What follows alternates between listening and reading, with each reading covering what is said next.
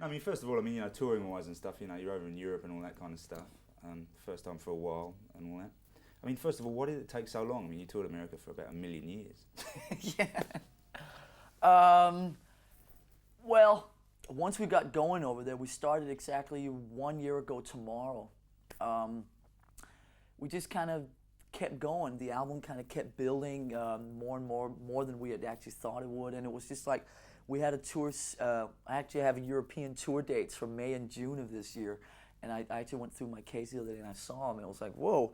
And we were supposed to come over and do that, and it was just like the momentum in America was so big that we just kind of kept going. And why take all this crap over to Europe to take it back to America and just all that kind of stuff. And then the whole thing with Guns N' Roses came up, and it seemed like, wait a minute, we'll just keep going in America. When all is said and done in America, we'll go over and play in Europe. So you can say, maybe looking back on it, it was cool from that point of view that you could just keep going. Nobody does 51 weeks in America or whatever anymore. I think now I realize that maybe it would have been cool to come over and play to the European fans and stuff like that, maybe a little before, but it's too late to do now, and we're here, and James is doing great, and we're having some good shows, and momentum is rolling.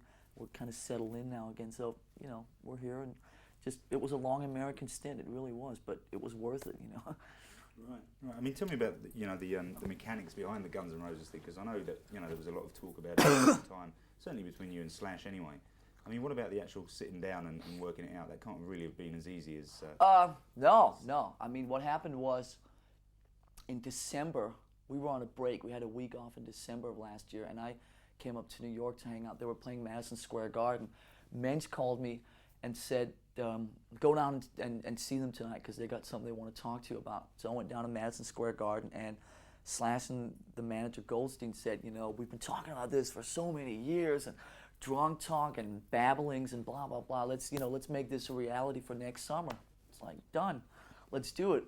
That was the easy part. Then, we had a couple meetings where it was Slash and Axl and me and James and each of our respective managers kind of sitting around table eating dinner, talking about all the ideas and stuff like that. All that went great. But I got to tell you that it was through the persistence of the fact that the band members from each side were so involved in this thing that it actually got off the ground, because it had just been left to the managers and the agents and the lawyers and the money people and all. I mean, the thing would have just, would have ended its total stalemate. So the fact that we sat there, there really was a commitment, I think, from I've known those guys for a long time, and from Axl and Slash, they were really focused, they were really into this in a big way, and it was like we had to override our managers and the people giving us advice and stuff like that a lot of times, just to sort of just get this thing on. Both bands also had to do a lot of compromising, because we have very different ways of going about touring. We have very different ways of just doing things on the road, and we kind of said, for the sake of this thing happening, we have to compromise this. They had to compromise that, and we made it happen. And it also, I think, it surprised a lot of people in America. There was a lot of people in the industry, a lot of people in the media that were trying to set the bands up against each other and so on. And it just, the fact that we did 24 out of the 25 shows that we were, or 24 and a half out of the 25 shows that we were supposed to do, I think is a miracle in itself. And it's nice to be able to look back on and say, hey, we did it, Yeah, I mean, any regrets about maybe overriding some of those people in terms of the financial sort of consequences of it? Because well, there's some great stories about right, bands losing millions of dollars on this. I mean, the going joke on the tour became always that I said in the press conference, and when me and Slash announced it back in May, that we're not doing this for the money, we're doing this for the vibe, right? And that kind of became the joke, because nobody was making, everybody was losing money right, left, and center, because you were basically, what you had was, instead of one tour going out, you had two. We had total separate lighting rigs, total separate productions, total separate everything, and then you had 3 weeks of downtime because one of Axl's throat for a week, and then James, blew up on stage for the downtime on that for 2 weeks. So you had all this downtime. You had to pay, keep everybody on wages, and it became not really a financial success. But let's face it, it's not like. When I say we weren't doing it for the money, I really, we make enough money just from records and from doing our own touring. This was a once and a lifetime opportunity to do something that really was unique. And I think that really drove both of the bands to make sure that, taking more or less the two biggest bands in a genre of music and putting them out, but not one band supporting the other, vice versa, but both bands playing 2.5 hours, both bands having their own full-on productions, their own separate things. And a support act. This was a unique thing. So, in retrospect, I'm glad we did it. Would I do it again? When I said also there was a once-in-a-lifetime thing, I really meant that. It was fun to do, and it was just seeing it happen was great. But now we've done that, and we'll do something else next summer. Yeah, right. What about that whole Montreal sort of escapade, really, where everything just like literally blew up in your collective faces, and especially in as far as James's playing was concerned. What the hell actually happened? Well, to make a pretty long story as tight as I can make it, we'd just come back from a week and a half off because of Axl's, throat problems. The Pyro Man, who'd been with us the whole year, had a cue that in Fade to Black, these flames that come up out of these grill things.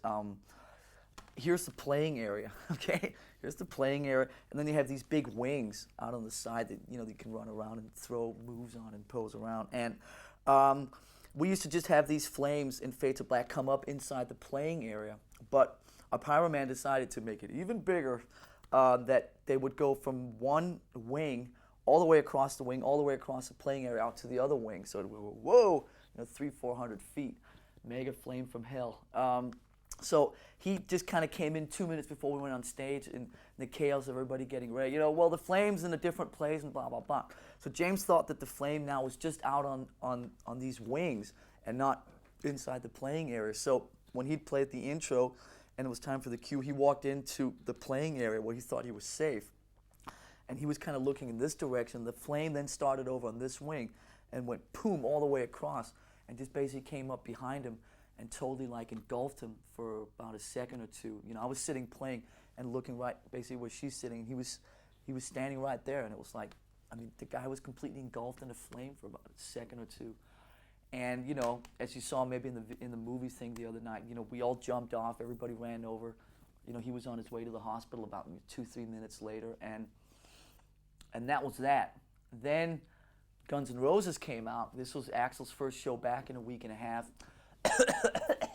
Wasn't all cleared up yet. There were some problems with the monitors and so on. And after, 45 minutes or something, he just threw down the mic and said, "See ya!" And then all hell broke loose, basically, because what had been promised as Metallica playing 2.5 hours, Guns playing 2.5 hours, ended up with both bands playing about 45 minutes. So there was a lot of unhappy kids in Montreal that night, and they took out they showed their disapproval on the building and the police cars and so on outside. We actually got a lot of footage of it. It's it's not a funny thing. I'm not sitting here laughing about it, but you kind of, I guess we always look at those kind of things after the fact. You kind of look at it kind of a bit humorous. James is always joking about his arm and the whole thing that happened, and it's, if you walk around and let all that get to you, you know what I mean? I think Metallica's always been about trying to fight through all that kind of crap that always happened to us, but that's basically what happened in Montreal. We took the next couple of days, we didn't really know what was going to happen here. The whole tour was put on hold. The agreement that we had with Guns was that, basically it was a co-headlining thing. If one band couldn't show up, the other band wouldn't play. So we were going into our second on hold period there. But we went out to Denver, hung out in Denver for about a week, got a bunch of guitar players together, auditioned, maybe 10, 15 guys, ended up with John Marshall again. And basically as soon as James was off the heaviest of the drugs and could actually walk around without stumbling into walls and stuff like that and actually sing and was somewhat clear and focused, then we went out and continued, which we did Phoenix, which was about 3 weeks after Montreal, 2.5, 3 weeks. Right. Let me ask you about some of the actual mechanics of the whole stage show and everything that really you've brought with you. First of all, the length of the performance itself. It's rather lengthy, shall we say? Well, I've been around for a long time. There are a lot of songs that are fun to play, even though, as you probably noticed, there are some of the older 10-minute monstrosities that have been nicely edited. It's I don't know. I mean, we've just always been into playing long. When we were at Wembley in 1990, we played for a really long time, and I just think that when I used to go to gigs and stuff like that, and I'd see, anybody from Iron Maiden to, the Purples or the Thin Lizzy's or whatever, it was always like, when they would play long and then they'd come out and do an encore, and wow, now they're doing another encore and a third encore. Just those were the things that really got me off. I mean, we've caught some flack from it, but basically all from people in the industry, the guys that get all the tickets for free and the passes for free, the guys that spend half the time standing in the bar going, when's this performance gonna end so I can go lig, But I mean, every kid that I've talked to in the last 15 months, they love the fact that we play up to 3 hours. And like I said, I'm not saying that this is a pattern that's set for the next 10 years. It will never, take a support act out of the walls, play 3 hours or whatever. But for right now, it feels right. So we're doing it. Right. I mean, let me ask you something that's perhaps slightly ridiculous, but at the same time, what the fuck? I mean, when it comes down to it, I mean, you've always been kind of, you've always kind of identified with a lot of the kids, as you say. The kids, yeah. I mean, do you feel now that maybe you are slightly removed? Obviously, you are by the very nature of what's gone on. Yeah. I mean, sure. As the numbers get bigger, it's difficult to. When I mean the numbers get bigger, say. We used to always, for instance, do in-stores, go down to Shades or, go somewhere and sign records and stuff like that. And just by the fact that the amount of people that would show up for something like that just pretty much makes it impossible. You can't sign 10,000 autographs unless you have, 4 days to do it or something. So that sure makes it, some of that stuff kind of maybe a thing of the past at the moment. But, I think that whole thing is a lot more about a mental thing.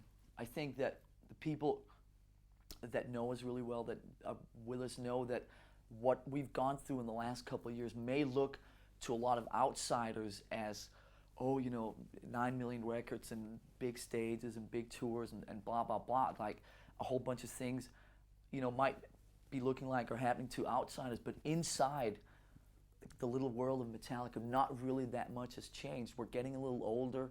I think we're more kind of each establishing, getting more and more comfortable in our own personalities, doing different things. We don't necessarily spend 24 hours a day together. We don't I wake up in the morning, call up Kirk, hey, how did you sleep last night? I mean, it's beyond that now. It's what keeps it together is the Metallica thing, and everybody kind of has their own little side things and so on just to keep kind of sane. So, I still think that based on what's going on with the band, I think we're keeping our feet pretty firm on the ground. We still, we drive out. The other night at Wembley, me and James sat backstage and drank for a couple hours with the likes of Brian Tatler and a few other people. We're just hanging out, sitting around 6, 7 of us. We leave Wembley about 4 in the morning, right? There's about 3 people left in the building. The guys, get the hell out of here, And so we're driving out. We come out. There's still 40 kids standing out there. It's pissing down with rain. It's guys, it's 4 o'clock in the morning. Go home. But I mean, we'll hang out. We'll talk to them. We'll do the autographs and all that. I mean, I guarantee you none of that has changed. I'm just saying some of the things like doing in stores or just some of those things, you just physically can't do it anymore because it's just become, we wanted to try and do an in-store at Tower Records in Los Angeles a couple of months ago because there'd been some things with some rescheduling in LA. We wanted to kind of give something back to the kids or the fans or whatever, and everybody kind of said, no, they had an incident there with Depeche Mode a few years ago where there was 7,000 people showed up, and there was a mini riot of its own. So, maybe Guns N' Roses should have done it. But some of that stuff we just simply can't do anymore. But I think really within the real tight confinements of what Metallica is, the family kind of thing, and not really that much has changed. Right. I mean, one thing that people seems to have said is that you've become very serious as individuals, and that Oh, that's just a load of bollocks, if I can say that on British television. No, I think actually pretty much the opposite. I think that we are getting more and more comfortable with letting the kind of. I've always said that there are many different sides to this band. I think, especially in America, the press has always made this big deal about these serious guys and these serious lyrics and these really, guys that just walk around and and it's well, wait a minute, there's also this other side over here that make stupid cover EPs and silly home videos and just do all this silly stuff. And it's like, I think a lot of the people have just kind of pretended that that goofy, silly side to us was not really there. I think in the last couple of years we've been more at ease about letting that side show a little more. So I think I'll actually completely disagree with what you're saying in terms of that we're getting more serious. I mean, sure, there are things you're more serious about when you go out and do the kind of tours we're doing, when you go up and 5 nights a week, play 3 hours. I mean, you watch, this kind of stuff to the point of you don't want it to affect the gig. I mean, what's the priorities here is the gig and going up and doing the best that you can 5 nights a week. But, the other 21 hours, there's still a lot of silly stuff that goes on, believe me. And like I said, I think we're getting more comfortable with letting some of that show. Do you know what I mean? Right, okay. Well, talking of silly home videos, Lars, what about the next silly home video? Which I believe Well, is the fact that it doesn't get any sillier than that, believe me. It's 4 hours of just Metallica stuff. It basically, like I told you before, we had basically a camera more or less up our ass for about a year and a half. And it started with, in the studio, about a week or two into the recording of the album, Mensch, we were sitting talking about something about, I can't remember, like the Rolling Stones. He managed the Rolling Stones on the last tour thing. And something about the Rolling Stones, they had all this great footage lying around of them in the studio when they're recording, Beggar's Banquet and all this stuff back from the 60s. Like, well, maybe we should get a guy in with a camera. This album feels kind of special, or blah, blah, blah. Let's get a guy and just document some of this crap and some of the arguments and whatever. So we got this camera crew in, and they basically, instead of just doing the record, they basically ended up following us for like most of the tour and coming over and doing the Wembley thing and out on the Guns N' Roses tour. And they were basically with us more or less for a year and a half. So we have a video coming out, I guess about 3 weeks or so. I think November 16th or something like that. That is 4 hours. It's called A Year and a Half in the Life of Metallica. It's about 4 hours. It's part 1 and part 2. And contrary to what a lot of people think, it's not because we want to make more money or whatever. It's because you can't put 4 hours of stuff on one tape. Ask the producers of Dances with Wolves, who had to recall like about 25% of them. So that comes out, and it's basically just 4 hours of just, I hate to use this behind the scenes cliche, but it is basically just, the first part is about an hour and a half long. It's us hanging out in the studio making the record. And the second is like all the stuff of the tour, basically 2.5 hours of that. Not really a lot of performances in there. It's got the 5 videos that we've done, 5 promo videos, and it's got, I think, 1 song from Donington, 1 song from each of like the biggest gigs. Donington, 1 from the Freddie Mercury thing, 1 from when we played our first stadium headlining gig at Dan the Green last year. So there's maybe 45 minutes to an hour of performance stuff, and the rest is all just offstage crap. Keyword being crap here. I think you'll find that there's when we're talking about here being silly and all that, I think there's a lot of people that will find some different sides to us than they thought existed. Some of our silliest, most sarcastic, cynical sides shine through brightly in this, believe me. But so that comes out in about 3 or 4 weeks, and then sometime next year, then we will then put out basically a whole concert thing that just covers. We filmed 2 nights in San Diego earlier this year. That will be like the 3-hour, concert home video thing. So that'll be enough videos to last for the next, 50 years or something. About 8 hours of Metallica. So there you go.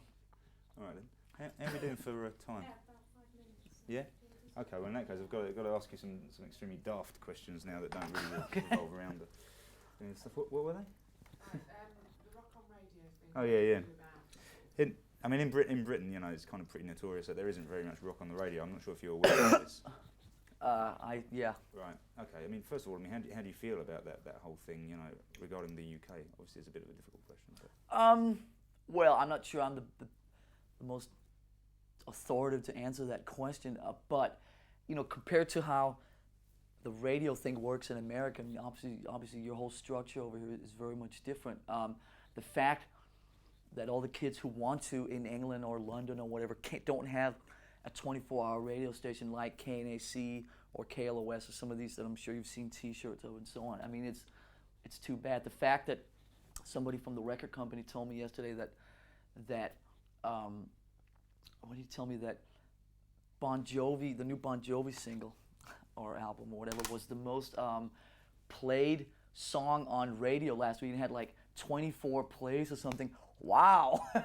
It's like, I mean, over there, it's like, you know, when Enter Sandman was at its hottest, it was getting played, you know, 240 times an hour or something around the country.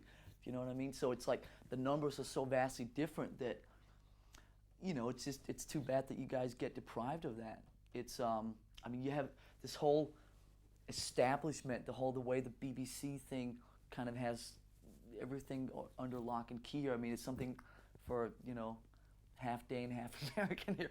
It's kind of difficult to really understand. I mean, just compared to you know how well it works in America, it's really too bad. But you know, also I think that if you look at the bigger picture, the whole the mainstream, I think in America, the mainstream music listening, buying audience in America has shifted a lot more out to the left. If you look at things like, you know, from Metallica to Guns to Pearl Jam to Nirvana to blah, blah, blah. You know, over here in Europe, the whole thing with this sort of middle of the road, just bullshit pop, dance, whatever you want to call it, whatever the fuck it's called this week. You know, it's just, it seems so much more alive and healthy over here, and everywhere there seems to be, people just seem to be a lot more stuck in that rut over here than in America. You know, I mean, you don't, when you look at for instance, MTV here is so different than it is in America.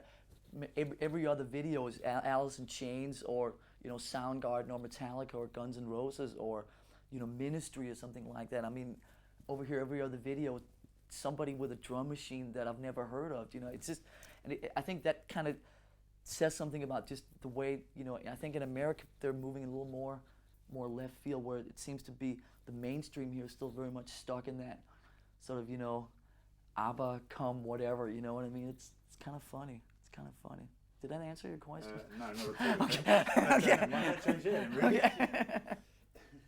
Yeah, right. I mean, the other one is a fairly obvious one again. How do you feel about the actual process of doing interviews? Because out of everybody I've probably ever interviewed, you seem to actually enjoy babbling on. I mean, it's astronomical, you know. Yeah, couple of cups of tea, and you know, give me half an hour to wake up. Yeah, I'll talk to anybody. No, I mean, you got to remember that way back when we started, what was it, about 45 years ago, you know, there wasn't anybody, there wasn't MTV, there wasn't, you know, anybody that cared at radio, blah, blah, blah. It was just like the only outlet for us to really communicate with our fans and try and explain to them a little bit about what this band was all about, was basically doing interviews. So we've always had, as you know yourself, a very just high, you know, we've always done a lot of interviews, and I'm always the one that does most of them. And like, I mean, I've told you 100 times before, I'll sit and talk Metallica or the state of rock and roll. I mean, basically with anybody who wants to listen. It's, yeah, it's fun. I don't mind. I can sit and babble for hours, you know that. I mean, it's become such a cliche, both with me and with all you guys in the media, but it's, I actually don't mind it really. You know, sure, you, once in a while you get something and there's some really heavy misquotes in there, or something like, you know, you get like the occasional NME story or something like that that's just... Where there's no quotes at all. Yeah, right. Yeah. That's just kind of so silly. It's just, you know, but contrary to most people, I think I'm you know, if people want to slack us off, people want to, you know, write about, you know, Rumors 37 this week, or about, you know, Kirk Hammett's heroin habit, or Lars Ulrich's swollen ego, or whatever. I mean, it pretty much comes in and goes out. It's, you know, I think the people that know us and so on know that this, most of it's just kind of bullshit that just kind of generates. And the fact that you, like we talked about, or you can sit there and say, well, we have been away for Europe for a year, and all these stories are coming back from America about, you know, mega this and mega that and blah, blah, blah. And sure, but, you know, like I said, I'll sit and talk Metallica with anybody who wants to listen. You're stuck. Right. Yeah, the final one is, what does success mean to you then, Lars? It means not having to shave. What does success mean to me? The more artistic answer would be to, would be that it's given us the freedom to do musically what we want. No, I mean basically that you can go and do, go in whatever different musical direction you want to, do silly things like carry around diamond-shaped stages and snake pits and show move. I mean, do you know what I mean? Show move. I mean, it gives you the opportunity to see pretty much every instinctive and and creative idea and so on that comes up. You can see them through. That's a great thing. If you want to go in and throw away millions of dollars in the studio by being in there for a year, it gives you the freedom to do that. Do you know what I mean? Unlike you have a week to make your record or whatever. It just gives you the freedom to do all those kind of things, which is really nice. And also the creative aspect of it that I think everybody from our managers to our record companies and so on understand that what makes Metallica work is that they kind of keep clear and that they have enough respect for what we do to know that whatever it is that we want to do in whatever direction that we want to go in, it's hey, we're Metallica, and we can do basically whatever we want. That's what success pretty much means to me. That was a serious answer. Well, let's just start off with maybe talking about some of the less formal musical stuff that's been going on, between the two of you, about some of the jamming and stuff that maybe you've been doing, because it's a side of like Metallica that you don't really imagine, of looking at it from the outside, We're jamming fools. See, it's this year, for some reason, this tour, we finally got to be real friends and stuff, I think. It took a long time. Seriously though, man, I mean, I just feel silly and shit. But really, it took a long time. It took a longer time for Kurt to kind of come around, and now that we... It took a long time for me to undo all the things I did to him when he first joined the band. That's what he's really saying. It took me 6 years to accept him. We've just been jamming, Doing lots of stuff, getting videos and watch one song of Hendrix or Stevie Ray Vaughan or something, and then do our version of it. Yeah. With me singing. Well, sometimes Kirk sings. I'll sing. Depends on how much beer I've drank. But yeah. Anyway. It's just after our activity that we indulge in. Mm-hmm. And it keeps us a little more in line, I think, than definitely maybe improves something our that chops. could happen, especially on that Guns N' Roses thing. There could have been a lot of mischief, ugliness, stuff like that, right? So we kind of kept it together and jammed with different people. Again, jammed with Andreas from Sepultura that one time. All of us jammed, didn't we? Yeah. Well, you kind of did. I came back. You came back and drank. Yeah. But it's just a good alternative to go into a smoky nightclub and fall prey to all the things that go on with that sort of lifestyle. Everybody's taking in different influences right now, I think, different than what people would expect us to be doing. Kirk and I have really been starting to indulge heavily in the blues, I listen to a lot of older folk blues and stuff, and Kirk's really got turned on to Robert Johnson and those kind of things lately. Yeah. And then vintage guitar collecting comes into the picture because of that, and so we do that together too. There's lots of, James is listening to different music now. Country and Western. Yeah, and he still listens to, we still have our old reliable like Sabbath and Hendrix and those kind of things, but then there's all different new stuff. But you listen to some weird new stuff too. It's not weird, man. Well, whatever. But alternative stuff. I like that's a different influence for many of us too. He's the only one who listens to that stuff, really. I like noise bands like Sonic Youth and Ministry, Godflesh, that type of crap. And it's not crap. It's not weird, I said. And just anything that sounds interesting to me today. There's so much regurgitated shit out there that it's nice when you find a band that has a real fresh approach, And seems like none of these bands ever get popular, really quickly. You think they want to? Or? I don't know if they want to or not. It really doesn't come into the question. You really have to go out and look for this type of music, So I have a circle of friends I call up and ask them if they've heard anything new or different, and they turn me on to a lot of different stuff. And a lot of it's really awful, but some of it's really good. I mean, it's kind of funny the way there's a stranglehold over what's going on musically at the moment. I mean, I mean, obviously you're aware of that. I mean, from what you've just said. Well, you know, things change so quickly. I mean, trends come and go within like 6-month periods, and I mean, it's really hard to keep up with things these days. There's so many bands that has a lot to do with it. The buying audience has so many bands to pick from that it's just, I don't know, it's just hard to just keep up with everything. I mean, back in like the 60s and 70s, you only had like, you know, 10 or 12 good bands to pick from. It was like, you know, the Who, the Beatles, Rolling Stones, Hendrix, and Cream. And as, you know, 70s came along, you know, that number doubled and you had more bands. And when the 80s came along, that number like quadrupled. Now that we're into the 90s and like expanded tenfold. That might have something to do with why we're seeing some of the success that we are too. I think, you know, Metallica's been around for a long time. You know, same people in the band. You know, always have something different to offer. But people have always grown to be able. They know that they can rely on something that's been there for a long time, and members aren't changing all the time, or, you know, they start here and then they really change with the wind, like you say about trends or something. They just go with that trend. You know, Metallica's always kind of. They've written something that people could sink their teeth into, and so that might have something to do with why we're, you know, having all these people that keep coming, and as the following grows and grows, you know, that'd be good for us. While keeping it new and exciting, and, you know, different from album to album.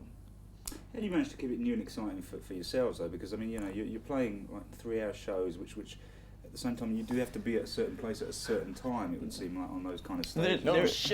There is more demand on your time and stuff right now, but it's still.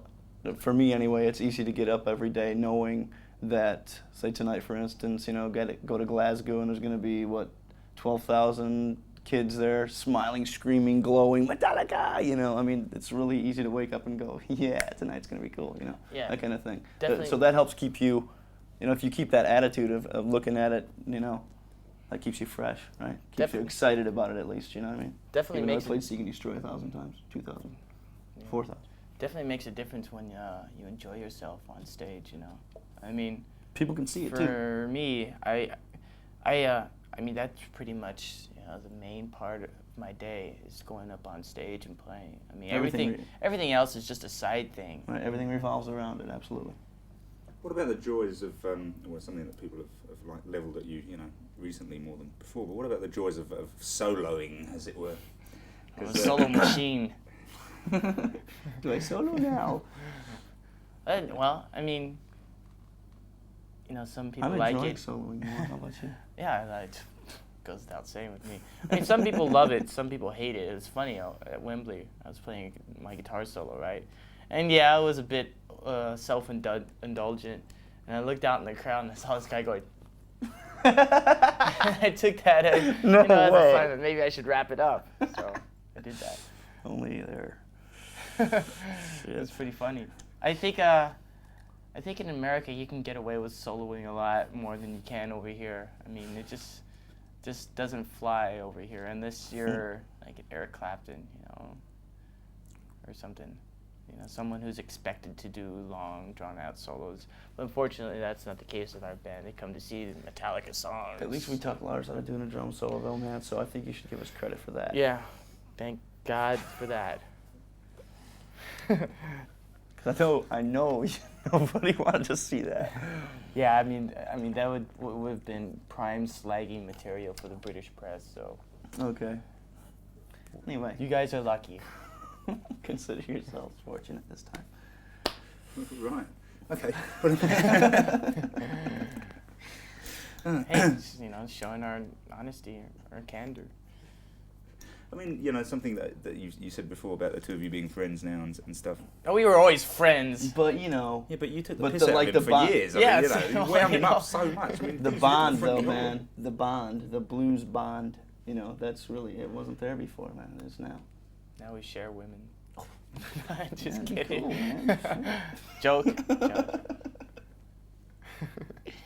Okay. What about actually playing together as a band now as well? Because things, you know, have obviously I mean, last time we spoke, you talked about the way people are actually playing as a band suddenly and stuff. I mean, what about, you know, the relationship with you know, the other two as far as playing is strictly concerned?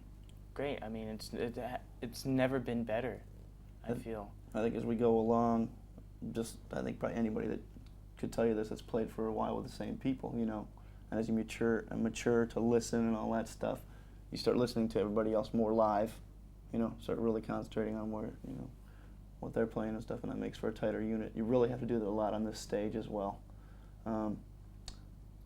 The monitor system is quite unorthodox from what you'd usually have in a live situation. Everything is coming up from underneath, you know, and then we have to get what's slapping back off the PA and stuff. And so it really does take a lot more concentration as far as listening to each other goes. You know, really playing a big part now.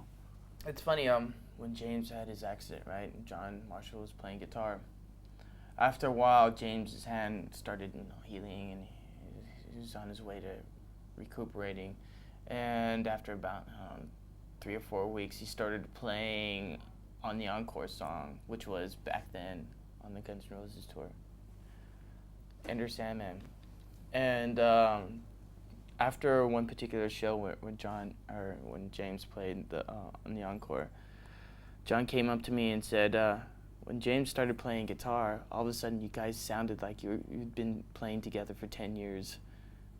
I thought about it, and I thought, yeah, you're right. Because, you know, when he came out on stage, we just instantly locked together, the four of us. I mean, not to say that we didn't lock with John. I mean, John did, you know, a great job. But, Absolutely. I mean, the chemistry between the four of us is just something that's been molded and developed over a course of time. It's just, I mean, when it locks in, it's instantaneous. Yeah, well, John really did do great, but we were, you know, we weren't on 10. Like with James, we might have been about 9 1/4 or something, but not on 10. And as soon as, I know the first few days that he did come out and do Enter Sandman for the encore, like the first 5 times he did it, I mean, as soon as you look over, you know, you start your way across the stage and there he is singing, you know, it's just like, there's no way you couldn't just feel it again. You know, it was a huge thing for us. When it first happened, when the accident first happened, we didn't even know for the first couple hours if we were going to be Metallica anymore. Yeah. You know, I mean, it was just hanging It was in the balance. Yeah. We didn't know because we were in Montreal and he was at a French-speaking hospital. We really couldn't get any information for the first couple hours, so we were sitting at this gig just kind of freaking out, trying to make some kind of decisions. What happens if this? What happens if that? Right? And then meanwhile, upstairs in this building, 60,000 people are going nuts, setting everything on fire and stuff.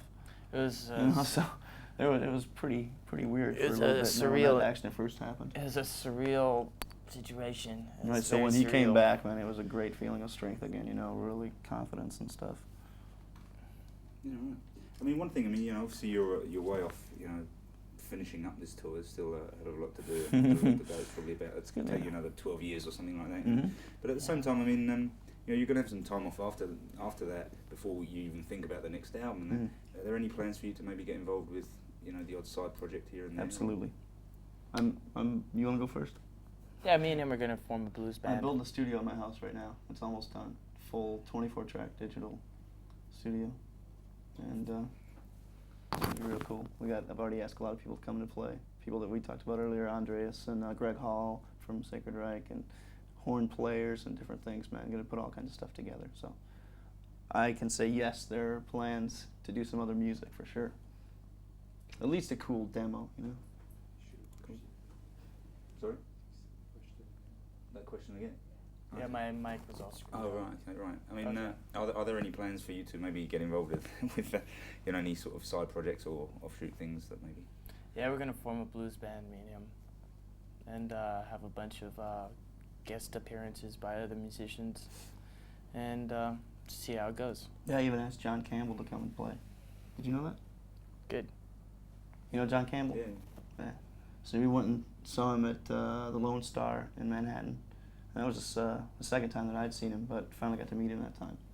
And we took him all kinds of Metallica swag and stuff. And, you know, singing along with all the songs, and I'm going, man, you know, I really dig what you're doing. Because he's one of the cool guys like Clapton and Stevie Ray that still give credit where credit's due as far as the blues guys. And, you know, he'll say, Mississippi Fred McDowell, you know, this kind of slide. And then he'll say Lead Belly, this kind of slide. And then he'll say whoever, this kind of slide, you know, and give credit where it's due, right? And so we went and hung out with him, and You know, we gave him one of the snake pins, "Don't tread on me" pins, and he just puts it on his vest right away. You know, "Don't tread on me," like that. I'm going, whoa, no way. And then that night, the second set, drummer wore a Metallica shirt, and John Campbell had that pin on right there, man. We were feeling pretty big. It's pretty cool. Played with Albert Collins. It was a good show. He's one of the few Mississippi Delta style players around nowadays. But yeah, he's really good, man. Really good. But anyway, I'm fired up, actually. I've already been, there's one guy at home that I've been writing blues songs with and stuff. You know, we've already got quite a few songs put together. So when the time comes, about a year from now or whatever, it'll happen. Are you singing? Yeah. Right. And the other guy sings too. We do. I don't know, we're kind of just trying to steal like some Archangel ideas and stuff. You know, I'm really into Archangels right now. I think they're really good. Yeah, I mean, it's kind of Two really good frontmen in one band, you know. Yeah, right. I mean, what about the notion of maybe expanding Metallica's audience in terms of the horizons of... You know, it's hard to answer anything like that because we were talking about influences before. Yeah. All these other influences are coming in. It's hard to say where it's going to go. I mean, it's way too early to Yeah. even start thinking about, you know, the future musically. We kind of like take it one step at a time, you know. And I know that right now the main concern on everyone's mind is finishing this tour in one piece. Keeping the show really consistent. That's, you know, Yeah. when we're touring, we're concentrating on touring. When the recording comes, that's what we'll concentrate on. There's no need to like, you know, just dilute your focus at all. That's not to say that we still don't come up with ideas, though. Oh yeah, I think we're most of the all- ideas that we come up with that we actually put down on tape right now are still heavy, though. Heavy, you know, like, and those things, right? And then James jokes around, he has the last couple of weeks anyway, saying that, well, we asked him to come and jam a couple of weeks ago, and he goes, "No, man, I'm finishing the new album." And he's got his 4-track out with him, and he's said it a couple times, actually, that he's got the new album written. That's where it's going. All right, man, you know, let us hear some, you know. That's, there's always stuff. There's always ideas flowing. Are you worried that he may not be joking? Hey, that's fine with me. I mean, he never ceases to amaze me as far as ideas come, you know, coming up with different things with different flavors and colors and stuff, man. You know, if he says we got, you know, I got 9 new songs for the album, we're gonna put 10 on the album. Well, we'll work on the 10th one then, you know, because usually it's gonna be good enough to go. That's fucking great, you know.